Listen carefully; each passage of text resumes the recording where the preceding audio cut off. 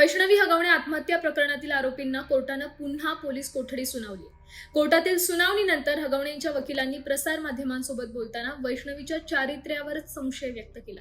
त्यावरून मृत वैष्णवीचे वडील अनिल कसपटे यांनी पत्रकार परिषद घेत हगवणे यांच्या दाव्यांची पोलखोलच केली.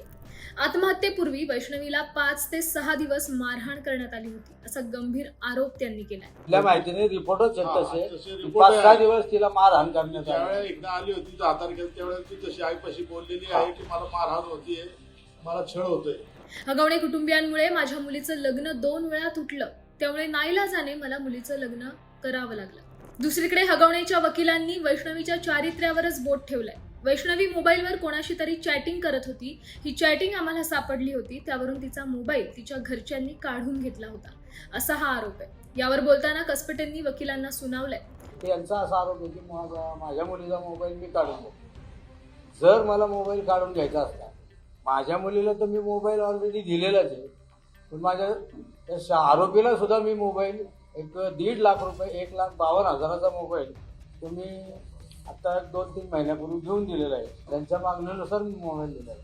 त्या मोबाईलची ही रिसिप्ट. तर वैष्णवीच्या चारित्र्यावर बोट ठेवून हगवणे कुटुंबाकडून या प्रकरणाला वेगळं वळण देण्याचा प्रयत्न होतोय का? तुम्हाला काय वाटतं नक्की कळवा.